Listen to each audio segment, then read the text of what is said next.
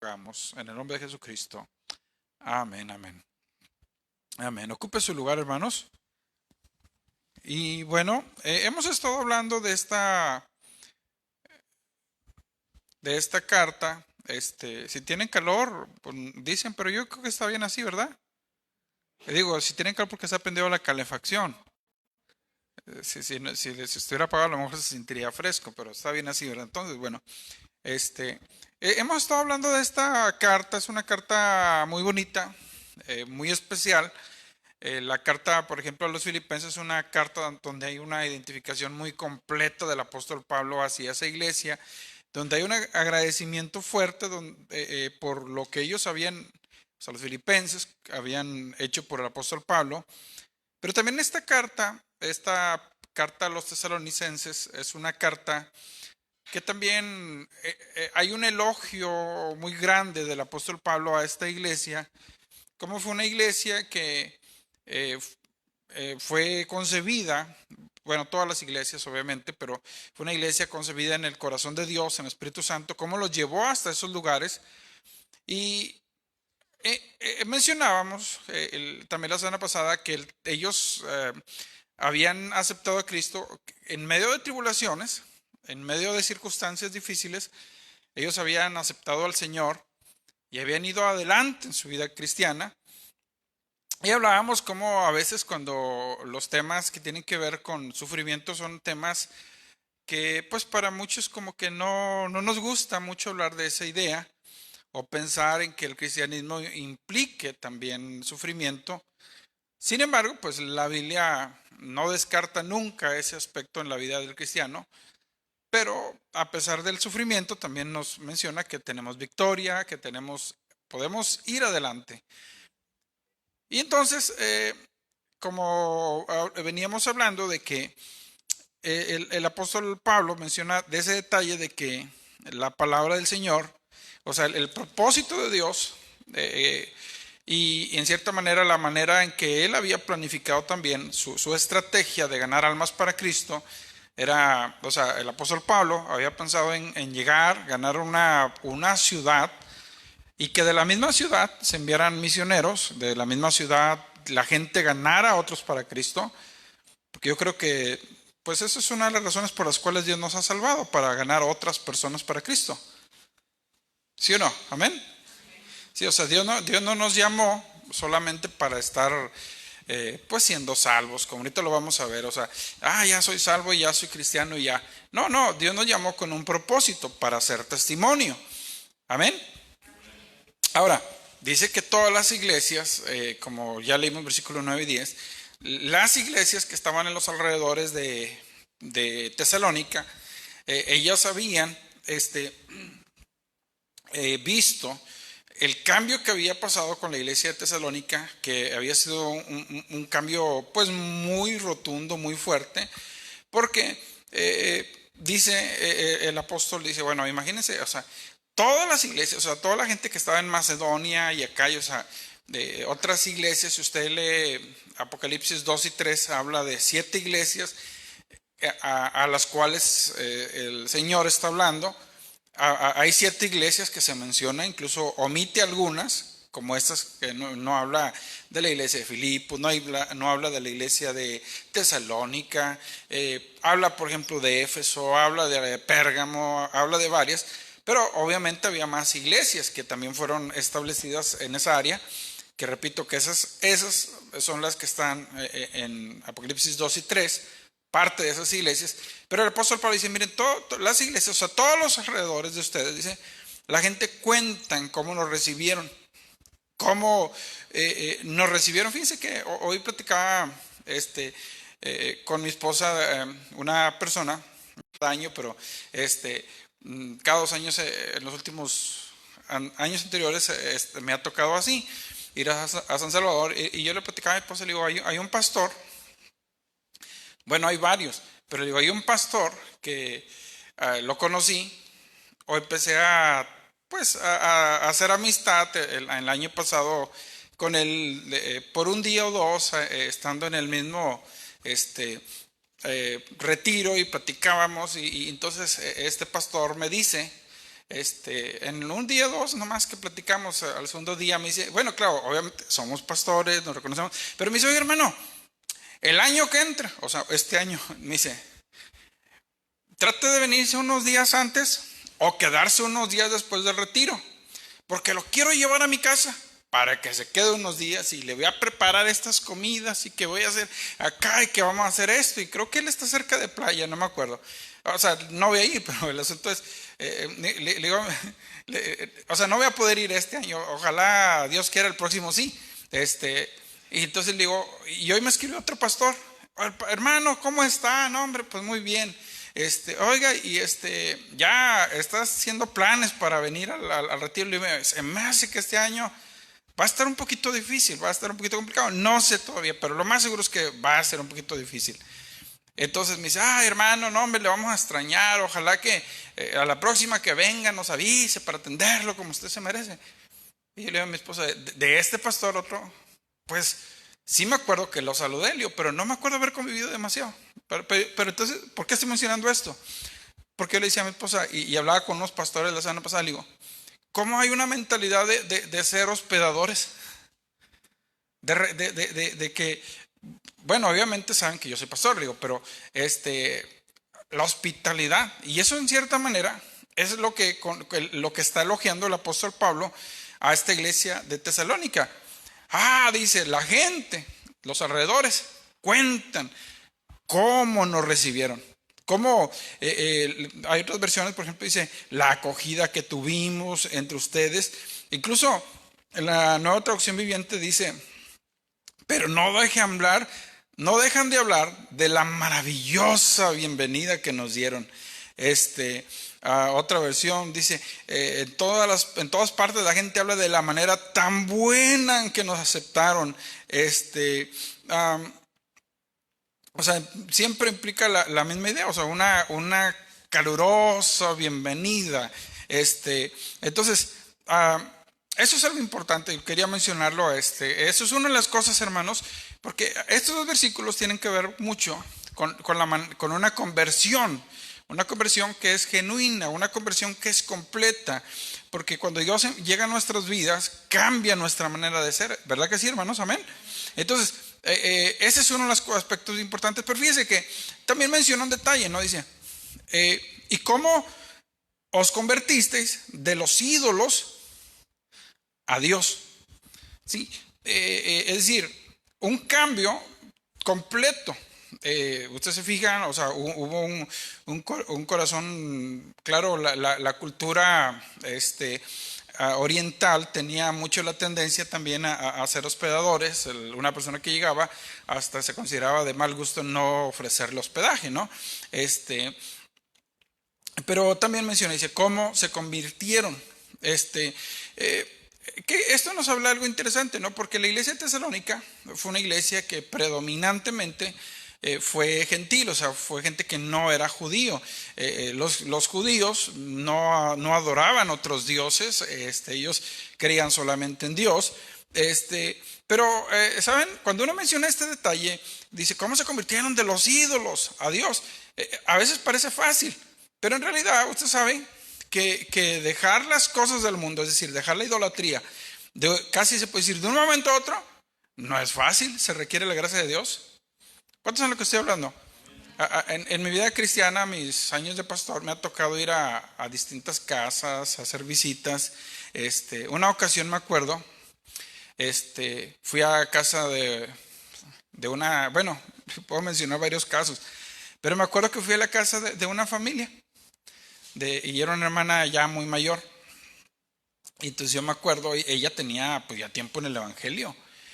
Y entonces, cuando estoy platicando con ella, sin querer volteo y veo como algo que me pareció que era como una imagen. Y no sé, a lo mejor hice una cara, no sé, de extrañeza, pero seguí platicando. Ya no dije nada. Se me pasó a mencionarlo. Y pasa el tiempo y me tocó volver a ir a esa familia. Entonces cuando estaba ahí con la familia, instintivamente volteé hacia otro lado. Y entonces la hermana me dice, hermano, Ya quité lo que tenía ahí. Ay, yo dije, ¿qué era? Ya ni me acordaba, dije, ¿qué es lo que tenía ahí? Dice, es que yo tenía una duda de que si era bueno o no tenerlo. Este era como un santo, algo así que tenía. Dijo, y cuando usted volteó y vi que como usted, como que no le pareció. Y dice, entonces yo sentí que Dios me dijo, tienes que quitar eso. Y dice, pues ya lo quité. Y yo ni me acordaba. Y yo le dije, hermana, créame, yo ni me acuerdo de eso. Pero bueno, si fue Dios el que se lo indicó, está bien. Pero también me ha tocado el caso de ir, por ejemplo, a alguna familia donde tenían así deliberadamente así imágenes ahí en su casa, en la sala o algo así. Y en dos casos, así específicamente me acuerdo, en dos casos, hasta yo les mencioné, bueno, ¿y por qué tienen eso, hermano? O sea, pues si Cristo nos ha cambiado, o tienen todavía dudas de lo que Dios ha hecho en su vida. Y en los dos casos, o sea, son más, pero en dos de esos casos, lo que la gente me ha dicho, no, lo que pasa es que uno de ellos me dijo, no, es que no es mío, es de mi familiar. Y pues yo le pregunté, ¿pero de quién es la casa? No, pues es de nosotros. Ah, vamos, está bien, ya entendí. Me dice, dijo, no, lo que pasa es que es para evitar problemas, yo lo dejo ahí. Y luego otro caso también me tocó que pregunté eso y me dijeron, no, es que ese me lo regaló un familiar que yo quiero mucho. Y entonces como yo lo quiero mucho, pues no lo puedo quitar. O sea, no quiero meterme en problemas con él. O sea, ahí lo tengo. Ah, no, pues está bien.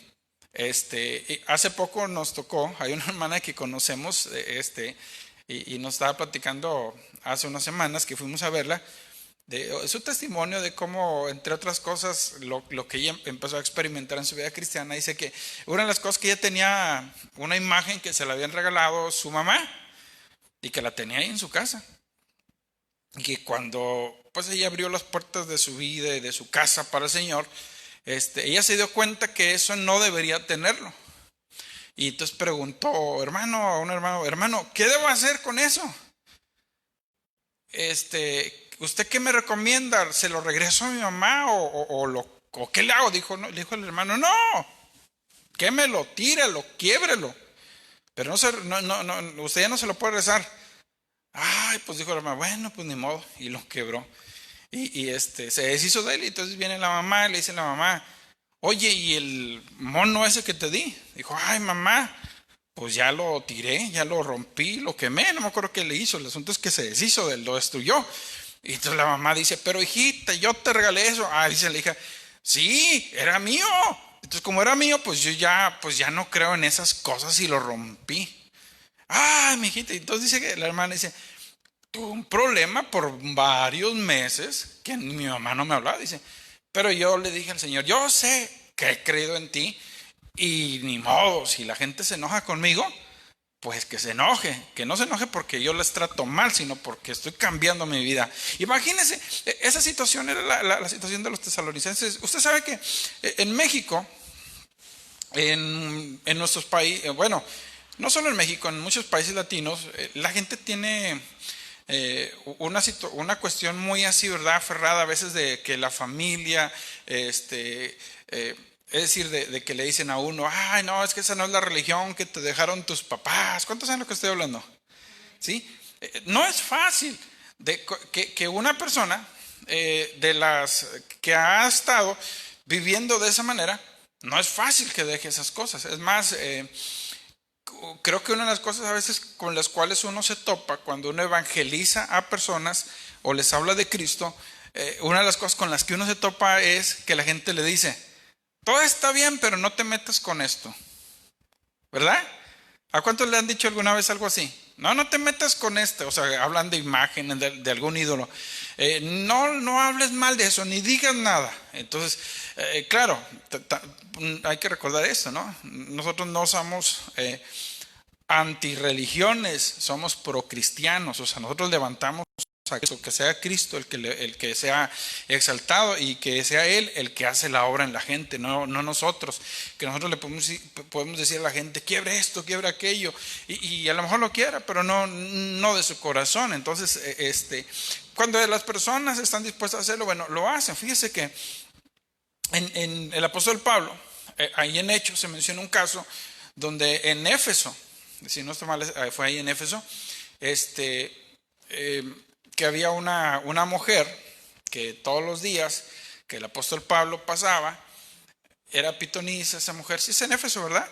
Entonces esa mujer, todos los días que el apóstol Pablo pasaba, gritaba, estos hombres son siervos del Dios Altísimo, y siempre gritaban. Y entonces el apóstol Pablo pasaba y gritaba, y entonces un día dice que le desagradó a Pablo esa situación. Entonces cuando le desagrada, saca ¿cómo se llama? Le manda al espíritu malo que estaba en esa mujer, que estaba atormentándolo, que la deje. Entonces esa mujer, donde es libre, los amos se enojan. Perdón, no es en ese mismo capítulo, pero si no estoy mal es cuando habla de los hijos de Seba, que eran hombres que echaban demonios en el nombre de Jesús, el que predica Pablo. Entonces cuando ellos estaban echando demonios, porque como Pablo querían emular lo que él hacía, hubo un hombre que pudo más que esos 7 hijos de Seba y se les echó encima y los dejó golpeados, desnudos, y huyeron, dice la Biblia. Entonces cuando eso pasa, dice que muchas de la gente, y aunque no lo dice, pero se entiende la idea, que eran cristianos, llevaron sus libros y cosas de magia, las llevaron ahí, y hasta dice que hicieron la cuenta y era una cuenta enorme. Pero, ¿qué quiere decir esto? Porque a veces no es fácil dejar todas las cosas del mundo. ¿Cuántos saben lo que estoy hablando? O sea, tiene que ser la gracia de Dios la que transforma a las personas. Tiene que ser Dios el que cambia a las personas. La prueba de un cambio completo en nuestras vidas, de cuando realmente Dios ha cambiado todo nuestro ser, se refleja en eso, cuando estamos dispuestos a sacrificar las diferentes formas idolátricas de seguir a Cristo. Y cuando hablo de esto, hermanos, no nada más me refiero a imágenes, porque también, por otro lado, se ha dado dijo alguien, un evangelista, que se ha dado un proceso de descristianización en todo el continente latinoamericano, al punto que hay gente que pues no sabe nada de la Biblia, no sabe nada ni del catolicismo, simplemente no es nada. O sea, ellos a lo mejor dicen yo creo en esto, pero no lo creen, no lo viven realmente. Pero hay otras, o sea, que puede ser que hay gente que dice yo soy católico, pero yo nomás creo en Dios o cosas así. Lo puede haber, pero hay otras formas de idolatría, incluso para el mismo cristiano. Por ejemplo, cuando uno habla, fíjese, en el pueblo de Israel, sucede algo interesante. En los tiempos de Cristo había un hombre que era un cobrador de impuestos, chaparrito, ¿se acuerda cómo se llamaba él, verdad? Zaqueo. Entonces, cuando ese hombre Zaqueo era un publicano y era una persona que no era bien vista por la gente. Entonces, cuando Jesús, él iba a pasar por ahí, Zaqueo dice que él se subió a un árbol y quería verlo a Jesús, quería verlo. Entonces dijo, ay, yo quiero ver a Jesús. Y entonces él, sin darse cuenta, sin esperarlo, Jesús va directo a él y le dice, Zaqueo, hasta hay coritos, vea, coros para los niños, bájate de ahí, o sea, voy a tu casa, quiero estar en tu casa. Entonces Zaqueo baja y lo recibe. Zaqueo está contentísimo porque Jesús va a entrar a su casa, pero sucede que cuando Jesús está en su casa no se sabe, no se dan muchos detalles sobre qué haya platicado Jesús con Zaqueo, pero sí, lo que sí es evidente es que llega un momento que Zaqueo se levanta y dice, ¿sabes qué? Dice Jesús, si yo he defraudado a alguien, se lo voy a devolver 4 veces. Voy a dar la mitad de mis bienes a los pobres. Y si alguien lo ¿cómo se llama? Defraudado, se lo voy a regresar 4 veces. Entonces fíjese, ¿qué es lo que hace el cambio? Es el Señor. Pero fíjese lo que dice Jesús. Hoy ha venido la salvación a esta casa. ¿Por qué Jesús dice eso? Porque un hombre que era un cobrador de impuestos era porque le gustaba el dinero. Amaba el dinero, quería tener más dinero. Por eso se enriquecían. Una persona que busca constantemente enriquecerse, pues obviamente que ahí es donde tiene su corazón, en el dinero. Yo no digo que esté mal que Dios nos bendiga, Dios nos puede bendecir y quiere darnos bastante, pero no nos olvidemos que Dios es más que esas cosas, amén. Entonces, ahí lo vemos, al mismo Zaqueo dice, no, yo se lo doy a la gente, y Jesús reconoce y dice, hoy ha venido salvación a esta casa. Pablo dice, bueno, nosotros hemos visto cómo recibieron el evangelio, cómo nos aceptaron, pero también la gente cuenta cómo se convirtieron de los ídolos. Tenían muchos ídolos, tenían en toda esa área de Asia Menor, o como se habla también en la Biblia, había muchos templos, eran una cultura grecorromana donde había muchos lugares de veneración, de adoración a ídolos, de prostitución, de inmoralidad, que todo eso a veces lo relacionaban también con lo religioso. Pero fíjese, cuando Dios cambia a una persona, esa persona es capaz de dejar las cosas del mundo, ¿sí? Es capaz de dejar aquello que de repente vaya, lo ata, y entonces hay un cambio. Hoy en día a veces vemos un problema en muchas iglesias, no voy a decir en iglesias, aunque obviamente son iglesias, pero en el evangelio de hoy en día, que se da un mensaje que es, no tienes que cambiar, o sea, sigue como estés, o sea, o sea, no hay ningún cambio de vida, la persona sigue a veces exactamente igual, y entonces como el mensaje nada más es como de motivación, como que nada más es parece de superación nada más lo que se le está enseñando, entonces la persona no siente necesidad de cambiar en el sentido de sus hábitos, de su vida, de su conducta, sigue haciendo las mismas cosas. El domingo platicábamos con una familia, le digo, ¿cómo hoy en día incluso hasta se ve algo terrible, ¿no? Porque hoy en día ya no se sabe si el cristianismo o los cristianos son muy paganos, o ya los paganos son cristianos, o sea, o están cristianizados. Porque hoy encuentra uno gente pagana, o gente que no conoce al Señor, hablando palabras o frases que parecen muy cristianas. De hecho, un conocido estaba poniendo ahí, posteó algo y me llamó la atención. Dijo, miren qué tremendo, ¿no? O sea, y lo puso así, él es católico. Dijo, estos cantos que cantamos los católicos, dice, no son católicos, son evangélicos. Y entonces ponía una reflexión, dice, pero a ver, ¿y por qué los evangélicos no agarran ninguno de nuestros cantos? Pero me llama la atención eso, porque a veces es lo que uno ve, de que también, o sea, a lo mejor no agarran cantos, los cristianos no agarramos quizá cantos de esos, agarran cantos de otros del mundo. Le decía al hermano, y a veces, bueno, aquí está el hermano Juan Chávez también, cuando estábamos platicando de eso, y a veces uno ve, pues ya el cristianismo que a veces no nota diferencia. Por ejemplo, al ir a una fiesta cristiana, a veces entre una cristiana y una que no es cristiana, a veces pareciera que es igual. Pero bueno, es que no es fácil dejar las cosas del mundo. ¿Cuántos saben lo que estoy hablando? El mundo de alguna manera atrae a las personas. El cristiano no debe ser una persona que diga, ¿qué tanto puedo acercarme al mundo sin dejar de ser cristiano? El cristiano debería, ¿qué tanto decir? ¿Qué tanto puedo alejarme del mundo para seguir más al Señor? Pero la gente, o sea, hace preguntas a veces así, hermano, y está mal hacer esto. Yo me acuerdo hace 20, 30 años había ciertas cosas que hoy se preguntan, que hace 20, 30 años si uno hacía una pregunta de esa, casi hasta decían, oye, pues qué, ¿dónde andas tú en tu mentalidad? Ni pareces cristiano, ¿por qué piensas eso? Claro, no estoy hablando que uno tenga que volver a los tiempos antiguos, pero sí tiene que haber un cambio en las personas. ¿Cuántos creen que debe haber un cambio en las personas cuando venimos a los pies de Cristo? Yo lo creo con todo mi corazón. ¿Sí? Tiene que haber un cambio, un antes y después, cuando venimos a los pies de Cristo. Pero fíjese, aquí da una razón importante por qué O cómo pudiera decir, cómo se logra también hacer una conversión de los ídolos a Dios. ¿Cómo se logra esa conversión? Cuando servimos a Dios también. Porque usted nota que incluso trae una coma, para servir al Dios vivo y verdadero.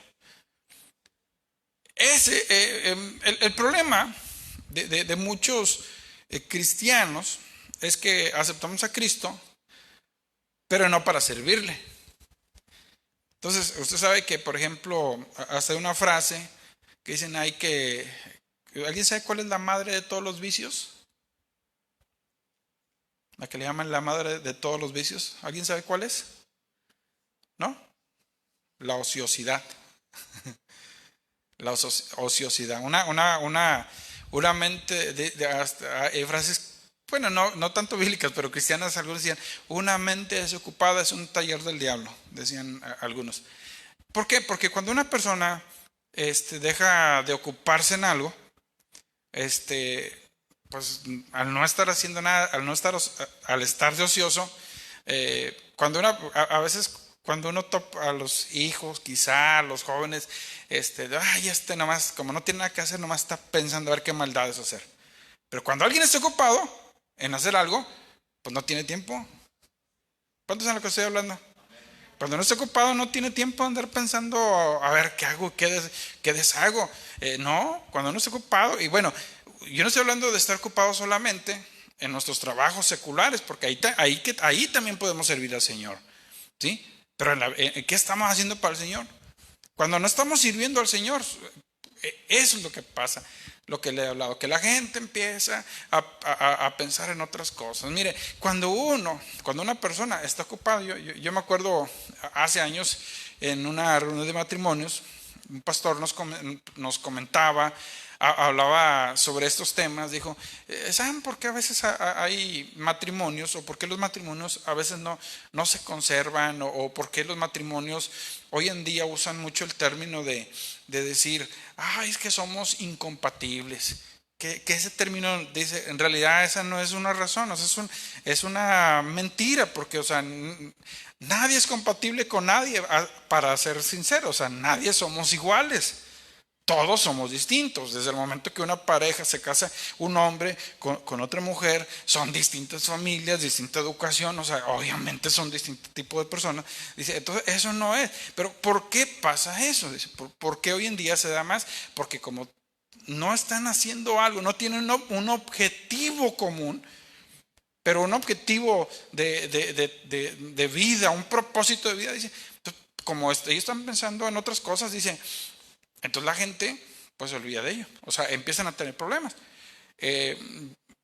Mencionaba un caso, bueno, nosotros conocemos un caso, yo conozco un caso, algunos de ustedes lo conocen, es un hermano que me sorprende, ellos son pues relativamente jóvenes, y él mencionaba que él y su esposa, cuando ellos andaban llegando a los 30 años o más o menos, él estaba ganando mucho dinero y su esposa también, y su papá les dice, el papá de él le dice, hijo, ya has vivido mucho tiempo para ti, deja de pensar egoístamente, haz algo para el Señor, haz algo para la vida, haz algo que deje una huella. Y dice él que eso lo puso a pensar mucho, y entonces él a partir de ahí, junto con su esposa, dijo, bueno, ¿qué podemos hacer?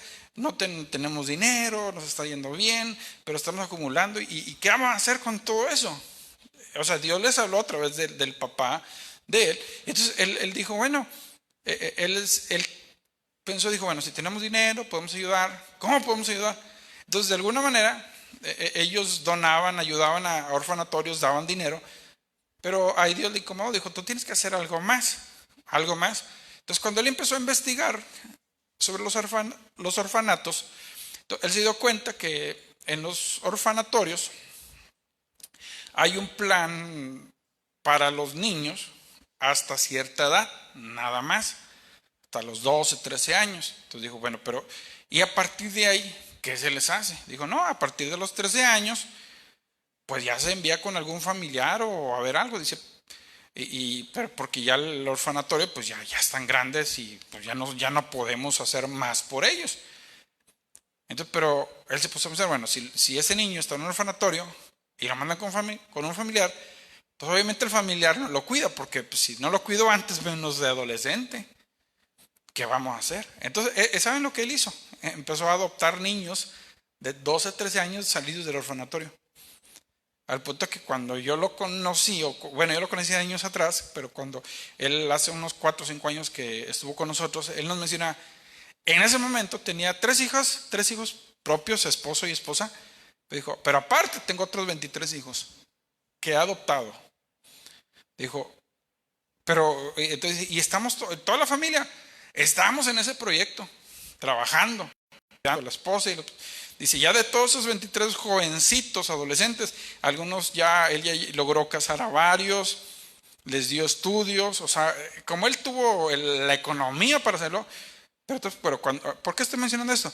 Porque cuando uno tiene un propósito, cuando uno hace algo, difícilmente va a estar pensando en andar peleándose con la esposa, en andar haciendo cosas incorrectas, en la obra de Dios no sucede. Cuando uno hace algo para Dios, deja de estar pensando en que si me saludaron, que si no me saludaron, que si me vieron, que si no me vieron, que si me llevan. Uno se dedica a las cosas de Dios. ¿Me está escuchando? Y entonces es lo que el apóstol Pablo dice acerca de esta iglesia. Ustedes tremendos, dejaron las cosas, dejaron los ídolos para servir al Dios vivo. Y mire, yo aquí pudiera hablar todavía más, pero quiero concluir estos versículos, porque fue una conversión increíble la de estos de Tesalónica. Entonces dice, otro aspecto de esa conversión, dice, era una conversión que se basaba en una esperanza. ¿Y cuál es la esperanza que ellos tenían? Que el Señor Jesús, dice, a los cielos a su Hijo, al cual resucitó a los muertos, a Jesús, quien nos libra de la ira venidera. Mire, aquí también quisiera yo mencionar algo importante, ¿no? Porque da una verdad, es una declaración de fe que el apóstol Pablo está haciendo. Cuando habla uno de las declaraciones de fe, fíjese, cuando dice ahí usted se fija, trae una enseñanza enorme, o sea, esperar de los cielos a su Hijo, al cual resucitó de los muertos, a Jesús, quien nos libra de la ira venidera. Fíjese, nota, si usted nota, aquí da el mensaje central del Evangelio. Hay dos cosas que uno nunca debe olvidar en la vida cristiana, que eso es parte del Evangelio completo, no es todo el Evangelio, es parte del Evangelio completo. Son dos cosas aquí muy importantes. Una, el Señor viene. ¿Sí? Otra, que hay una ira venidera. ¿Sí? O como también se puede predicar del infierno. Que hoy no vamos a hablar de eso, nomás lo voy a mencionar. Hay infierno.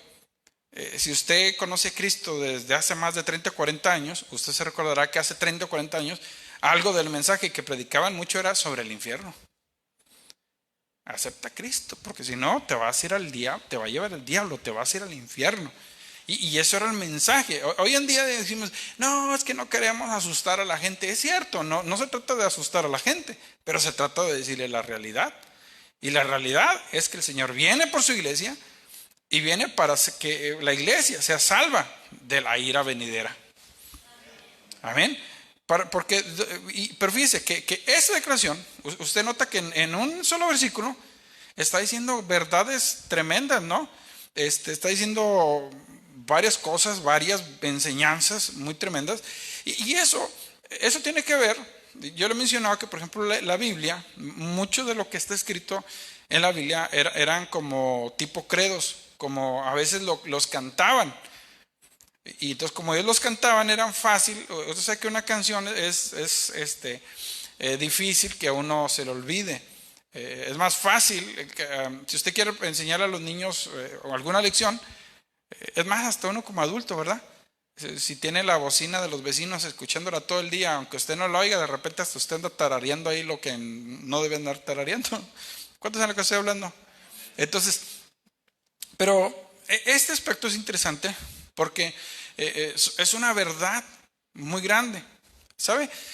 La iglesia, desde sus inicios, practicaba mucho la idea de los credos, donde en frases sencillas, bueno, voy a mencionar algo, sonaba muy católico, no es la idea, pero ¿cuántos saben lo que le llaman el catecismo? ¿sí? Entonces, ¿cómo es el catecismo? O sea, se hacen preguntas, se hacen respuestas, hay respuestas, y usted se fija que las respuestas son muy específicas. Yo no usted sabía que hay catecismos, voy a decirlo, cristianos.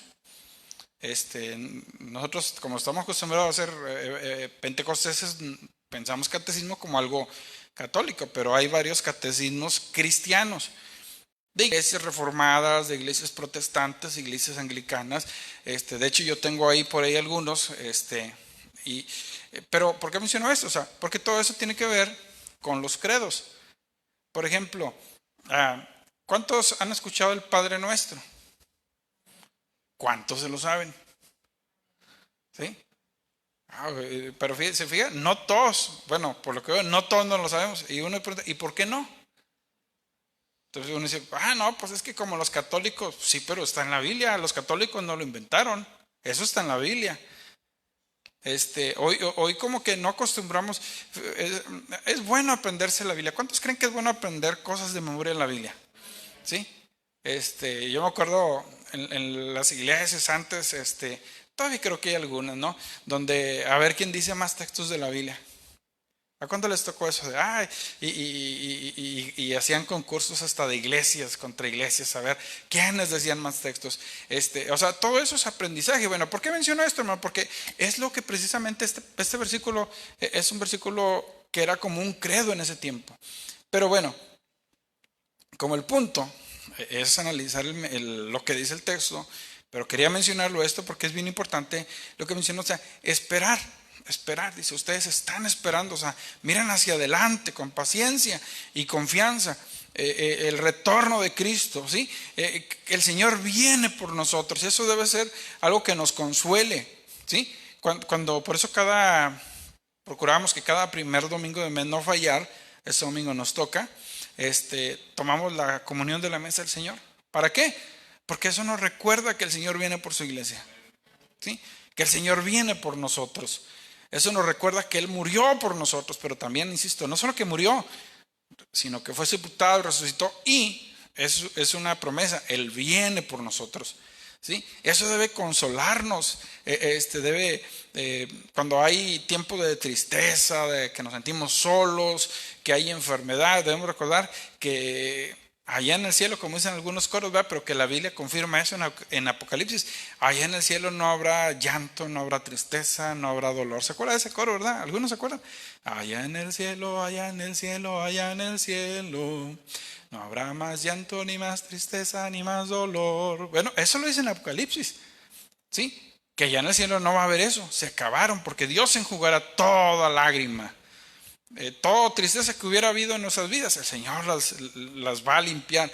Pero eso nos debe mantener alerta, o sea, saber que el Señor viene pronto. En las epístolas, hay una frase que en algunas ocasiones aparece y era la palabra Maranata. ¿Y qué es Maranata? ¿Alguien se acuerda de eso? ¿Qué es Maranata? El Señor viene. El Señor viene. Eso, fíjese, más adelante, ahorita lo vamos a ver todavía, pero más adelante el apóstol Pablo dice, hermanos, anímense unos a otros con la venida del Señor. Díganle a los hermanos, ánimo, un día vamos a estar en el cielo. ¿Sí? Ahí en el capítulo 4 menciona eso, el último versículo, aliéntense unos a otros. ¿Con qué? Pues él está hablando de que un día vamos a estar con el Señor. Eso dice, aliéntense, anímense. Ay, hermano, es que ya no veo, ya me llueve sobre mojado, como usamos esa expresión. Sí, hermano, pero un día vamos a estar en el cielo y ya no habrá más llanto ni tristeza, no habrá dolor. Y eso es lo que le dice, ustedes cómo se convirtieron, dejaron las cosas del mundo para esperar. O sea, esa esperanza, la esperanza, hermanos, es lo que nos anima, los que nos aleja de las cosas del mundo, nos estimula a negarlos porque vamos a estar un día con el Señor. Y mire, y claro, porque nuestra esperanza no es vana, ¿no? La Biblia nos dice, o sea, porque Él resucitó, como en en 1 Corintios 15, ese capítulo, el apóstol Pablo habla sobre la resurrección de Cristo, donde muestra, dice, ahí está, Cristo resucitó, y esa es la esperanza que nosotros tenemos, porque sabemos que Él resucitó, Él también nos va a resucitar a nosotros, ¿sí?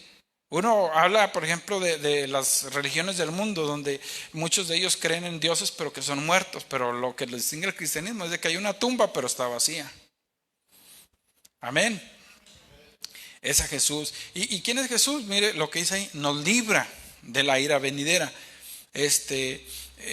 La ira venidera se refiere principalmente, no voy a ahondar en esto porque después vamos a mencionarlo, pero y algo curioso en Tesalonicenses es que en cada capítulo prácticamente hace una alusión el apóstol Pablo a la segunda venida de Cristo, a que Él viene por su iglesia. Pero la ira venidera se refiere en parte a la gran tribulación, en parte también al juicio final. Pero de eso nos ha librado el Señor. No solo nos ha librado del pecado, pero nos ha librado de la ira venidera. Porque yo siempre lo he dicho algo y concluyo con esto. Por ley, o sea, lo que nosotros nos merecemos, por ley, por justicia de Dios, es el infierno. Pero por la gracia de Dios, Él nos ha salvado. ¿Sí? Él no nos va a enviar ahí porque por su pura gracia, por puro afecto de su voluntad, como dice Efesios, Él nos ha salvado. Hermanos, yo quiero concluir con esto. Vamos a animarnos unos a otros también y animarnos nosotros mismos a servir al Señor porque Él viene pronto. ¿Sí? Señor, te doy gracias por tu palabra. Gracias, Señor, porque tenemos esa esperanza de que un día tú vienes por la iglesia, de que debemos servirte, Señor.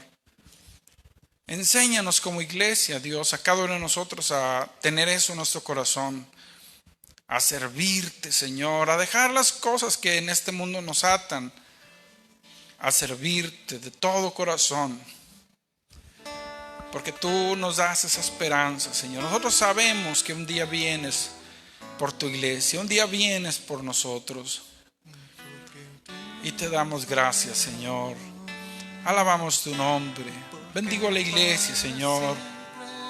Y pon una pasión en nuestras vidas por servirte.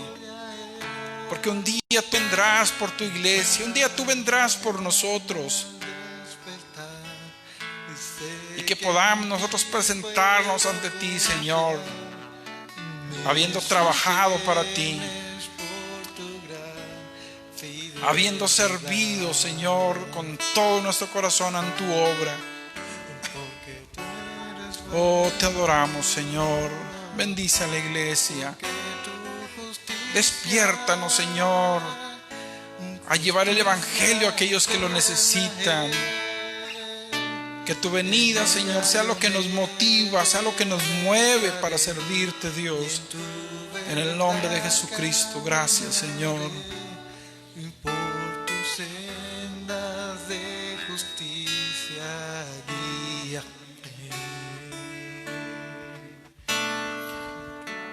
Mañana al despertar